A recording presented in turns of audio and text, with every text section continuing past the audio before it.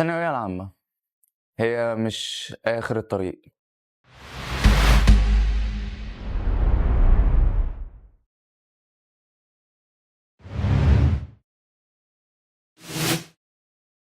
لو أنت طالب ثانوية عامة وابتدأت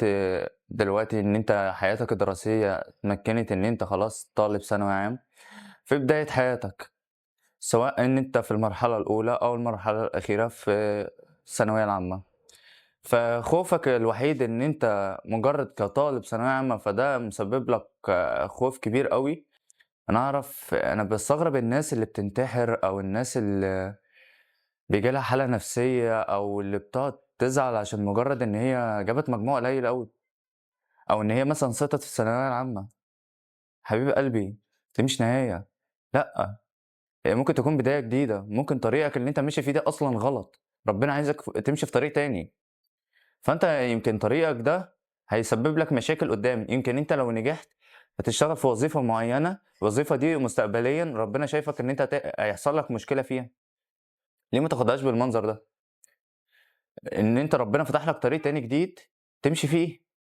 ربنا مش رايد إن أنت تمشي في طريق إن أنت تكون طالب ثانوي عام متفوّق، مش شرط توصل للأوائل، مش معنى إن أنت توصل للأوائل إن هُم أحسن منّك أو العكس،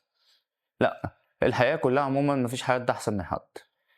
الفكرة كلّها إن أنت تاخد خطوة زي كده، أنت مثلًا نقول إن أنت فشلت في الثانوية العامة، أول سنة ليك وعِدتها كلّها، مش جِبت مثلًا ملحق واحد والّا ملحقين، فأنت فقدت. طب لو جرّبنا نغيّر الاتجاه، إن أنت مثلًا دخلت كُلّية مختلفة،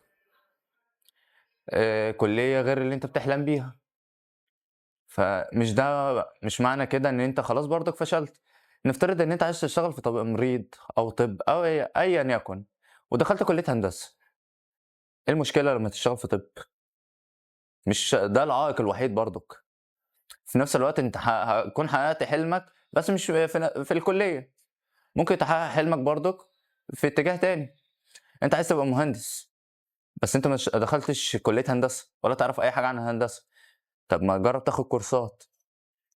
جرّب مجالات كتير جدًا، أنت ممكن ما تكونش مجرّد حاببها لمجرد إن أنت شُفت حد ماشي فيها، فأنا دايمًا باشوف ناس كتير أوي بتخش في مجالات مش بتاعتها، أو مش هدفها أصلًا لمجرد إن هي شايفة ناس تانية ناجحة فيه، هادّيك مثال، زي ما أنت شُفت مغني مثلًا مطرب ليك مشهور تعرفه شايفه ناجح وصوته حلو وبتاع، وأنت شايف صوتك حلو، بس ما عندكش موهبة الغناء، فأنت حبيت تغني، مع إن ده أصلًا مش هدفك، أنت مجرد شُفت إن هو بيعرف يغني كويس فقُلت تغني معاه، فتجرّب، لقيت نفسك فشلت لإن ده مش هدفك الرئيسي، فتلاقيك أصلًا قفلت عليه وركنته، فلأ، مش معنى إن أنت خدت خطوة في حاجة وفشلت فيها يبقى ده هدفك الرئيسي، هدفك الرئيسي إن أنت تمشي فيه يوم ما تاخد الخطوة ما فيش رجوع. ما فيش back خالص، إن أنت تمشي في طريقك لحلمك مهما كانت العقبات لازم تتجاوزها، step ورا step ورا step،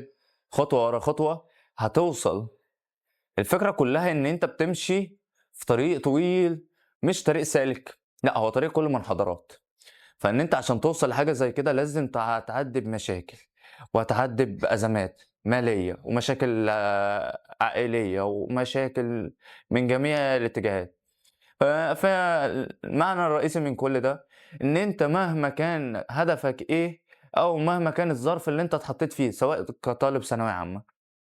أو دخلت كلية مش بتحبها، أو كلية مش الكلية اللي أنت بتحلم بيها، مش معنى كده إن أنت خلاص دي النهاية بتاعتك، لأ، ممكن تكون فرصة جديدة لحياة جديدة. أنا كان نفسي أكون مصور فوتوغرافر، أنا حاليًا يعني قدّامكم أهو كاتب ولايف كوتش تنمية بشرية، وحققت نجاحات كتير جدًا، بس أنا فشلت في إن أنا أكون مصوّر، أو ما فشلتش ما كانش هدفي الرئيسي، بس الفكرة كلّها إن أنا لقيت شغفي في حتّة تانية، إن أنا أكون مُلِم بمجال التنمية البشرية، وأساعد الناس توصل لحاجة، وإن أنا أساعدك توصل للطريق اللي أنت مش عارف توصل له، وأساعدك في نفس الوقت تعرف تاخد خطوتك صح.